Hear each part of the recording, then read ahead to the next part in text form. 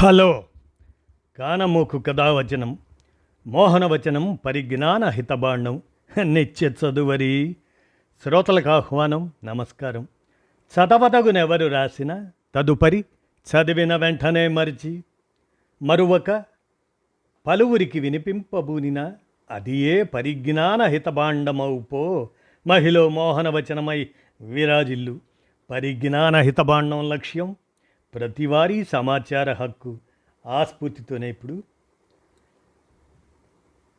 రాజకీయ చారిత్రాంశంగా అర్ధ శతాబ్దం నాడే ఆరంభమైన రాష్ట్రాల స్వయం ప్రతిపత్తి పోరు అనేటువంటి అంశాన్ని ఇప్పుడు మన కానమోకు కథావచన శ్రోతలకు మీ కానమోకు స్వరంలో వినిపిస్తాను వినండి.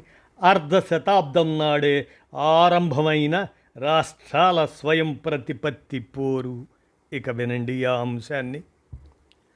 50 ఏళ్ల కిందటే రాష్ట్రాల స్వయం ప్రతిపత్తి పోరు. రాష్ట్రాల స్వయం ప్రతిపత్తి కోసం 50 ఏళ్ల కిందటే పోరాటం మొదలైంది. రాష్ట్రాల స్వయం ప్రతిపత్తి సార్వభౌమాధికారాన్ని పరిరక్షించే చర్యలు సిఫార్సు చేయటం కోసం తమిళనాడు ముఖ్యమంత్రి ఎంకే స్టాలిన్ ఇటీవల సుప్రీంకోర్టు మాజీ న్యాయమూర్తి జస్టిస్ కురియన్ జోసెఫ్ నేతృత్వంలో ప్యానెల్ ఏర్పాటు చేయనున్నట్లు ప్రకటించారు.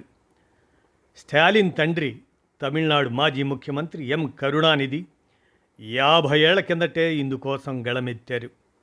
1974 ఏప్రిల్ 16న తమిళనాడు అసెంబ్లీలో రాష్ట్ర స్వయం ప్రతిపత్తి కోసం కరుణానిధి ప్రభుత్వం ఒక తీర్మానాన్ని ప్రవేశపెట్టగా ఆనాటి సభ ఆమోదించింది.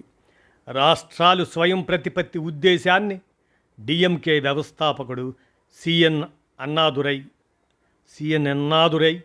ఆయన 1909లో జన్మించి 1969లో మరణించిన ఆయన ఆనాడు సమర్థించారు. 1967 నుంచి 1969 సంవత్సరాల్లో రాష్ట్రానికి ముఖ్యమంత్రిగా ఉన్న ఆయన కరుణానిధికి స్ఫూర్తి ప్రదాత అయ్యారు. అన్నాదురై మార్గంలో కరుణానిధి ముందుకు వెళ్ళారు. కలైంగర్గా పేరు తెచ్చుకున్నారు. తరచూ అన్నాదురై మాటలను ఉటంకించేవారు.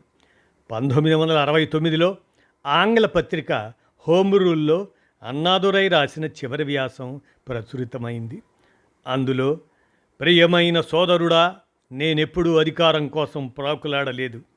ఫెడరల్గా చెప్పబడే ఈ రాజ్యాంగం ప్రకారం రాష్ట్రానికి ముఖ్యమంత్రిగా ఉన్నందుకు ఆనందించడం లేదు. కేంద్రీకృత విధానాలు మరింతగా ఆచరణలోకి వచ్చాయి. సమాఖ్యవాదం కాగితాలకే పరిమితమైంది. అయితే ఢిల్లీతో తగాదా పెట్టుకోవాలని, కేంద్రాన్ని విసిగించాలన్నది నా ఉద్దేశం కాదు. ఇది నా మంచి మిత్రుడు ఈఎంఎస్ అనే కమ్యూనిస్టు నేత నంబూద్రిపాద్ ఆయన అర్థం చేసుకోగలరు అని పేర్కొన్నారు. ఆయన ఆ రోజుల్లో 1967 ఏప్రిల్ 8న న్యూఢిల్లీలో నిర్వహించిన విలేకరుల సమావేశంలో అన్నాదురై మాట్లాడుతూ, దేశ ఐక్యతను సమగ్రతను పరిరక్షించడానికి అవసరమైన అధికారాలను మాత్రమే కేంద్రం కలిగి ఉండాలి, రాష్ట్రాలకు సముచిత అధికారాలు ఉండాలి అని అన్నారు. అధికార పంపిణీ, రాజ్యాంగం అమలు కోసం హై పవర్ కమిషన్ నియామకం అవసరం అని సూచించారు. ఈ అన్ని అంశాలను సమర్థిస్తూ 1969 ఆగస్టు 19న కరుణానిధి త్రిసభ్య ప్యానెల్ను పివి రాజమన్నార్ నాయకత్వంలో ఏఎల్ ముదలియార్, పి చంద్రారెడ్డి సభ్యులుగా ప్రకటించారు. 1969 సెప్టెంబర్ 22న రాష్ట్రాల స్వయం ప్రతిపత్తి ఆధారంగా రాష్ట్రాలకు కేంద్రానికి మధ్య సంబంధాలపై ప్రశ్నల పరిశీలనకు కమిటీ ఏర్పాటయ్యింది. 1971 ఎన్నికల మేనిఫెస్టోలో సరైన స్వయం ప్రతిపత్తి కల్పించేందుకు రాజ్యాంగానికి సవరణ అవసరం అని డిఎంకే డిమాండ్ చేసింది. 1971 మే 27న తమిళనాడు ప్రభుత్వానికి రాజమన్నార్ కమిటీ నివేదిక అందించింది. దాన్ని ప్రధానమంత్రి ఇందిరాగాంధీకి పంపారు. ఆ రోజుల్లో ఆ నివేదికను ఆనాటి ప్రధాని 1971 జూన్ 22న పరిగణనలోనికి తీసుకున్నారు.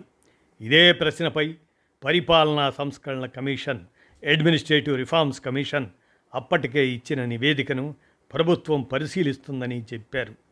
ఇది ఇలా ఉంటే దేశాన్ని విభజించాలని చూసేవారిపై తగు చర్యలు తీసుకోవాలని, స్వయం ప్రతిపత్తి కోసం గట్టి డిమాండునకు పాకిస్తాన్, బంగ్లాదేశ్ను ఉదాహరణగా చూపే ధోరణి విషయంలో కేంద్ర ప్రభుత్వం అప్రమత్తంగా ఉండాలంటూ హెచ్వి హండే, ఆయన స్వతంత్ర పార్టీ ఆయన, ఒక సవరణను ప్రతిపాదించడం అప్పట్లో ఆసక్తికరంగా మారింది.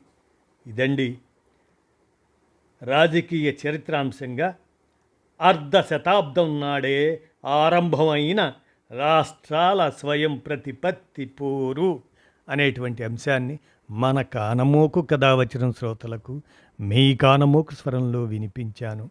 విన్నారుగా. ధన్యవాదాలు.